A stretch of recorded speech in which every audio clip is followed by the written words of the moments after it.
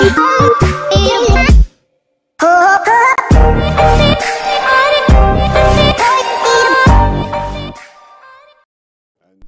what is up guys, Techno here. I'd just like you guys to know that this video is going to be touching on some very, I guess edgy, you could say, topics. It definitely is my opinion. If you're a person that cannot agree with somebody else's opinion, if it's different from yours, then I recommend you just leave the video right now. These are all my opinions. These are from the research that I've done and what I feel is morally and ethically right.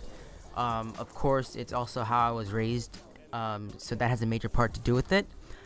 So yeah, let's talk about the man, the myth, the legend, Hillary Clinton himself. We're gonna get right into this, guys. We're just gonna hop right in. So Hillary Clinton apparently thinks that it is a-okay to abort a child. Let me get this straight. Hillary Clinton thinks it's okay to abort a 35-week-old fetus. That is a pretty much done baby. That is a newborn baby. That is a fully developed fetus. That is it's pretty much it's out there. It's a full life human being, and she thinks it's okay to completely kill that baby. Okay, I have quite a lot of to talk about here, and I'll be showing you guys videos, everything that I used, like all the research that I did. It'll all be linked inside the description if you guys want to check it out for yourselves. But let's get right into this. So data reported by the Guttmacher Institute shows that in 2011, there was 1.06 million abortions in the United States. 20% of all pregnancies that didn't end in miscarriage ended in abortion. That is a sad and staggering statistic. Of all the abortion performed, 1.3% of them occurred after 20 weeks. That's crazy. Hillary Clinton would have you believe that late-term abortions are not just sometimes necessary, but often necessary for the life of the mother. Now, there's actually that's very, very wrong. As a man right here, the National Right to Life Committee fact sheet on the life of a mother argument. Now, this is an eye-opener for the defense of the unborn life. Protection of the life in the mother as an excuse for an abortion is a smokescreen. In my 36 years in pediatric surgery, I've never known one instant where the child had to be aborted to save the mother's life. If toward the end of the pregnancy complications arise that threaten the mother's health, he will take the child by inducing labor or performing a cesarean section, C-section.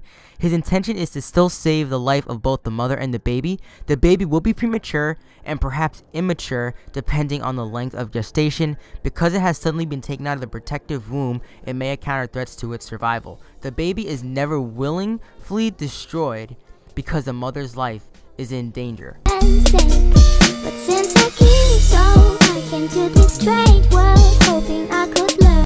And Secretary, I want to ask you about some comments that you made over the weekend on Meet the Press regarding abortion. You said, quote, the unborn person doesn't have constitutional rights. And my question is, at what point does someone have constitutional rights? And are you saying that a child on its due date, just hours before delivery, still has no constitutional rights? So basically what Hillary Clinton is saying there, if a baby, she clearly says that an unborn fetus has no constitutional rights. So if an unborn baby has no constitutional rights, right, then a mother can do what she wants while pregnant, drink, smoke, and do drugs, which may be illegal, but she wouldn't be prosecuted for harming her unborn child because that child has no rights. Yet when this child is born and has fetal alcohol syndrome, damage lung withdrawals from cocaine, heroin, meth, and physical abnormalities, mentally damaged, you know, things like of that sort that would come from doing things like drink, smoking, and drugs, but it's no one's fault because the baby has no right for the 9 months it has been inside of her mother's womb, or his mother's womb. So the child gets to suffer the consequences for the rest of their lives. How is that fair, guys? So if a baby has no rights where you can just kill the baby's life, take the baby's life, take an unborn child's life, then it is okay for a mom to do whatever she wants, even if she knows it's not right, when she's pregnant, like drinking, smoking, and doing drugs. And when the baby comes out with syndromes, damaged lungs, withdrawals from cocaine, different drugs, physical abnormalities, it is not the mother's fault because the child had no rights for the 9 months it was sitting inside its mother's stomach. That's basically what I was saying there. Get the fact that it is an unborn baby. It is a human being, Hillary. It is a human being, okay? You're a human being. being. Honestly, I don't think this woman is a human being. She might be Satan, the man, the myth, the legend himself. Not really a legend. He's evil. Okay, she's basically, yeah. Man, I love this life. I said it all in for love all my fans, and I love this girl. So how about we talk about this amazing, beautiful woman on the topic of feminism. We all know she is probably the oldest feminist alive. So let's get on to this. All right, she is what I like to call a radical feminist. And in case you didn't know, the whole abortion thing came from feminism, saying that a woman should be able to do whatever she wants to do. You know, and like I said, I am not against feminism. I just would like to put that out there. I am not against feminism. Okay, feminism, it's almost needed to a certain extent. When you're gonna say, oh, a mother should have a choice to kill her unborn baby that is just a couple minutes away from delivery, that is perfectly okay, because we're trying to meet what the mother wants, you know? Female independence, guys! Yeah, that is messed up. And excuse me, I have been watching Leafy. Somebody made, a YouTuber left a comment on my video saying that, to check out Leafy, so I did. I love his videos, by the way. I went on a 5-hour montage, but that's, drifting away. So that means that it's okay for a woman to kill the baby right before the baby is born because she wants to, because it's not right, because it's her baby, and if she doesn't want her baby, she should have any time to do what she wants, because female independence. Honestly, guys, that is stupid. Okay, I could see a mother that just doesn't give a crap about her kids doing something like that. You can't really give that as a choice. Okay, Hillary Clinton, a part of her whole abortion thing and feminism stuff, she likes to say, oh, well, we could abort the children, you know what I'm saying? But she doesn't try to she shoves abortion in your face, alright? I'm going all over the place. She shoves abortion in your face, but she doesn't shove the fact that you could use things like protection, you know what I'm saying?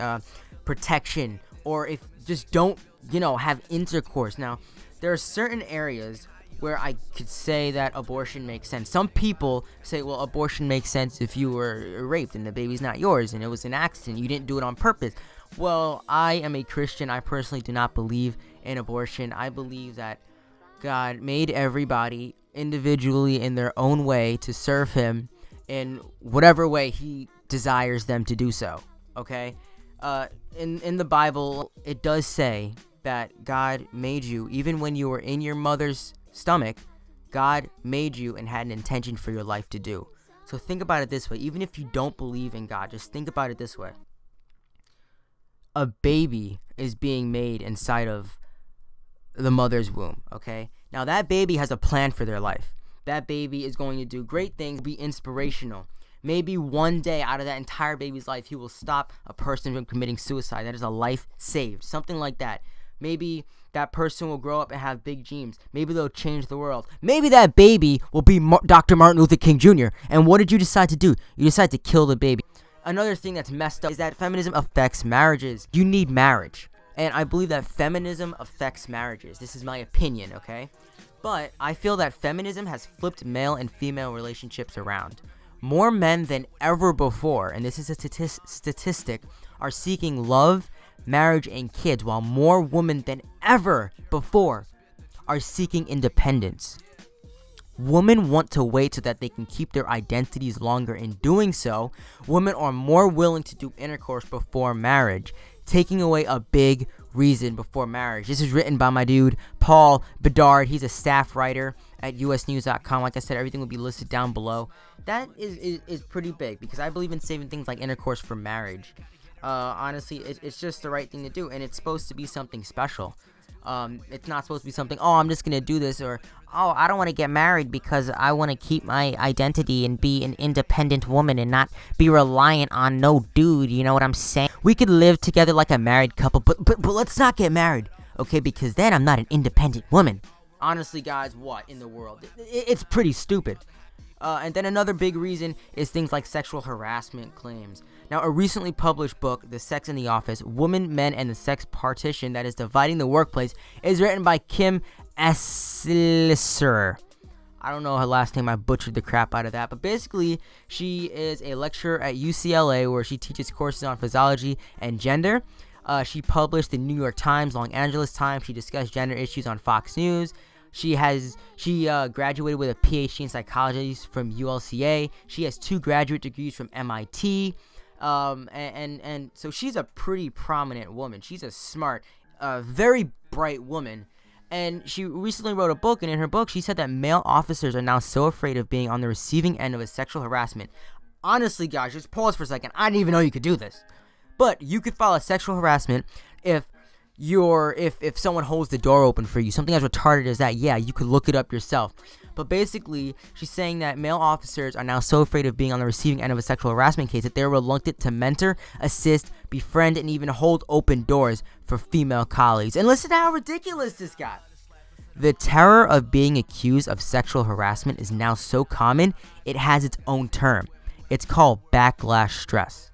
In conclusion, guys, I would just like to say that this was all based off of my opinion and the research that I've done myself. This is all my opinion, what I gather that is ethically right. And of course, if I left some things out or I got some things wrong, feel free to leave a comment down below. I'm eager to learn more about this. I really want to know and learn more. I feel like we need to get the youth more involved in things that are for adults, you know, like presidential things. And I decided to do research on it. I did a couple weeks worth of research. I wrote a couple papers on this, and that's where I'm getting a lot of my information from.